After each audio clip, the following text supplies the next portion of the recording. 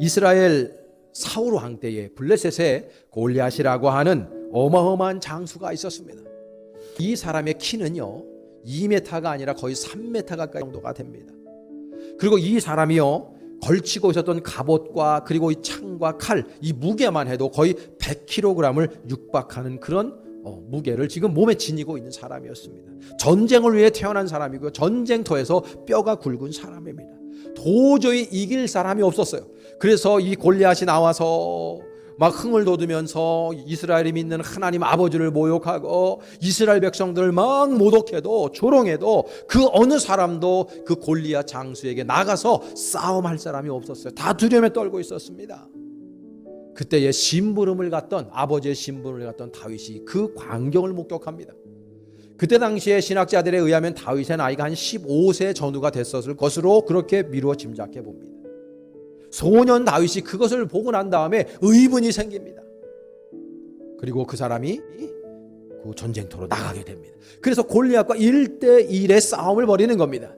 여러분 아시죠? 나갈 때 보면은요 다윗이 골리앗 못지않은 어떤 갑옷을 입고 나간 것이 아닙니다. 엄청난 칼을 들고 창을 들고 나가지 않았습니다. 이 사람은요 그 냇가에 가서 조약돌 5개를 주웠다 그랬습니다. 그리고 제구에다가 그것을 집어넣고 그리고 조약돌 5개 물매를 가지고 나갔다 그랬습니다. 여러분 한번 상상해 보세요. 이게 얼마나 웃긴 광경입니까 여러분? 골리앗은 3m가 다 되는 사람입니다. 갑옷을 입었고 창을 들고 있었습니다. 칼을 들고 있었습니다. 방패를 들고 있었습니다. 그런데 이 다윗은요 돌멩이 그 조약돌 5개 돌멩이를 들고 나갑니다. 싸움이 되지 않는 거고 웃기는 이야기입니다. 여러분 본문에 보면은 40절에 그런 말씀이 있습니다. 손에 막대기를 가지고 시내에서 매끄러운 돌 5을 골라서 자기 목자의 제국옷 주머니에 넣고 손에 물매를 가지고 블레셋 사람에게로 나아갔다라고 표현하고 있어요. 그러니까 다윗이 자신을 향해서 나오는 광경을 골리앗 장수가 보고 43절에 이렇게 얘기해요. 블레셋 사람이 다윗에게 이르되 네가 나를 개로 여기고 막대기를 가지고 내게로 나왔느냐 하고 그들의 신들의 이름으로 다윗을 저주했다.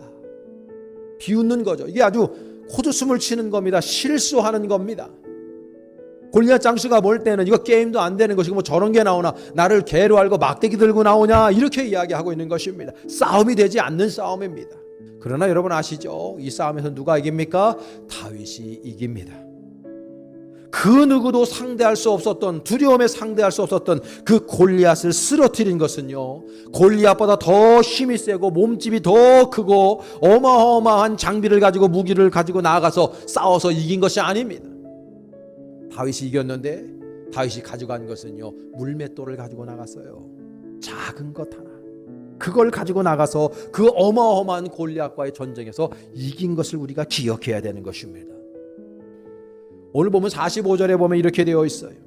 다윗이 블레셋 사람에게 이르되 너는 칼과 창과 단창으로 내게 나오거니와 나는 만군의 여호와의 이른 곳 네가 모욕하는 이스라엘 군대 하나님의 이름으로 내게 나아가노라 라고 지금 다윗이 고백하며 나아가고 있어요. 여기 보면 만군의 여호와의 이름, 모든 군대의 대장 되신 여호와의 이름으로 나는 나간다고 이야기하고 있는 것입니다. 너는 나에게 칼과 단창을 가지고 나오지만 나는 만군의 여호와의 이름을 가지고 나아간다. 무슨 말입니까? 나는 여호와를 믿노라. 그 믿음인 것입니다. 47절에도 보면 이렇게 되어 있어요. 또 여호와의 구원하심이 칼과 창에 있지 아니함을 이 무리에게 알게 하리라. 전쟁은 여호와께 속한 것인즉 그가 너희를 우리의 손에 넘기시리라. 할렐루야. 이게 바로 다윗의 믿음입니다.